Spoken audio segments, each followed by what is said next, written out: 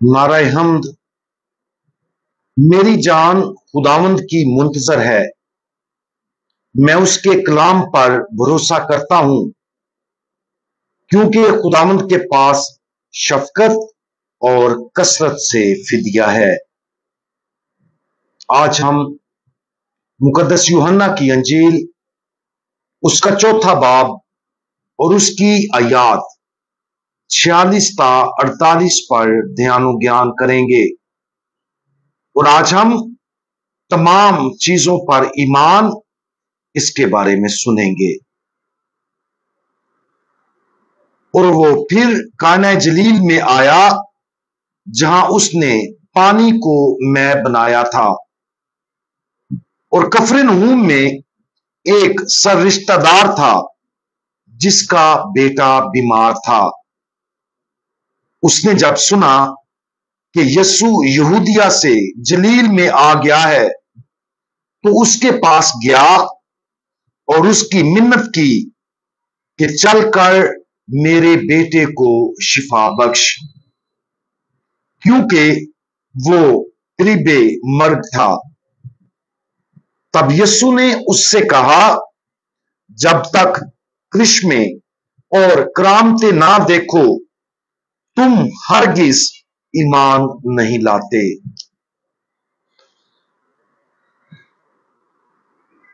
खुदा यीशु मसीह ने बख्शी थी। और जब शाही एहलकार अपने बेटे को सेहतयाब होने की दरियाफ्त करने के लिए वापस आया, तो हमें बताया गया कि वो अपने सारे खानदान समेत ईमान लाया। कुछ लोग खुदा यीशु मसीह के मोजज़ात करने के बाद ही उस पर ईमान लाए। इससे हमें दो सबक हासिल करने चाहिए। सबसे पहले, खुदा यीशु मसीह ने जो मोजज़ात दिखाए थे, वो हकीकत में इस बात की गवाही थी कि वो कौन है। वो बहुत ज्यादा रहम करने वाला खुदा है। खुदा के तौर पर जिनकी उसने खिदमत की, उन्हें निशानियों और अजायबात का सबूत पेश किए बगैर खुदा यीशु मसीह उन लोगों से ईमान की तवक्को कर सकता था। इसकी वजह ज़ाहरी शवाहद पर मबनी नहीं है, जैसा कि मोजज़ात देखना, बल्कि मुस्नद ईमान खुदा की तरफ से बातनी इल्हाम पर मबनी है, जिसके जरिए वो अपने आप को हम तक पहुंचाता और हम यकीन लाते हैं।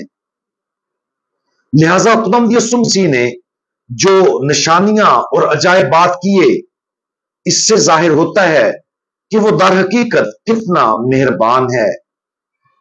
उसने ये मोजज़ात किए इसलिए नहीं कि कोई भी उनका मुस्तहिक था, बल्कि अपनी बेबना सखावत की वजह से, ताकि जो सिर्फ ईमान के बातनी तोहफे के जरिए यकीन करना मुश्किल महसूस करते थे, उनकी जिंदगियों में ईमान को जगाने में उनकी मदद की जा सके। इसके साथ ही यह समझना जरूरी है कि हमें ज़ाहरी अपने ईमान को फरोग देने के लिए काम करना चाहिए। मिसाल के तौर पर तसव्वुर करें, अगर खुदा यीशु मसीह ने कभी कोई मोजज़ा ना किया होता, तो कितने उस पर ईमान लाते? शायद बहुत कम। लेकिन कुछ ऐसे होते जो ईमान लाते, और जिन्होंने ऐसा किया, उनके पास ऐसा ईमान था जो गैर मामूली तौर पर गहरा और मजबूत था। मिसाल के तौर पर तसव्वुर करें, उस शाही एहलकार ने अपने बेटे के लिए कोई मोजज़ा हासिल नहीं किया, लेकिन उसके बावजूद ईमान के बदलते दाखिली तोहफे के जरिए खुदा यीशु मसीह पर ईमान लाने का उसने इंतखाब किया। हमारी जिंदगियों में हम में से हर एक के लिए यह जरूरी है कि चाहे खुदा ताकतवर और वाज़ेह तरीकों से काम ना करता हो, हम अपने ईमान को फरोग देने के लिए काम करें। दर हकीकत ईमान की सबसे गहरी शक्ल हमारी जिंदगियों में उस वक्त पैदा होती है जब हम खुदा से मोहब्बत करने और उसकी खिदमत करने का इंतखाब करते हैं, यहां तक कि जब चीजें बहुत ही मुश्किल हो। मुश्किल के वक्त ईमान पर कायम रहना बहुत ज्यादा मजबूत ईमान की निशानी है। आज अपने ईमान की गहराई पर गौर करें। जब जिंदगी मुश्किल होती है तो क्या हम खुदा से मोहब्बत करते और हर हाल में उसकी खिदमत करते हैं, यहां तक कि अगर वो उन सलीबों का बोझ हल्का नहीं करता जो हम उठाते हैं। हर वक्त और हर हाल में सच्चे ईमान पर कायम रहने की कोशिश करें और हम हैरान रह जाएंगे कि हमारा ईमान कितना हकीकी और बरकरार है। हम दुआ मांगे। हमारे मेहरबान खुदावंद, आप हमसे इस कदर मोहब्बत करते हैं जिसका हम अंदाजा नहीं लगा सकते। आपकी सखावत और मोहब्बत वाकया ही अजीम है। हमें आप पर कामल यकीन करने और अच्छे और मुश्किल दोनों वक्तों में आपकी पाक मर्जी को कबूल करने में मदद फरमाएं।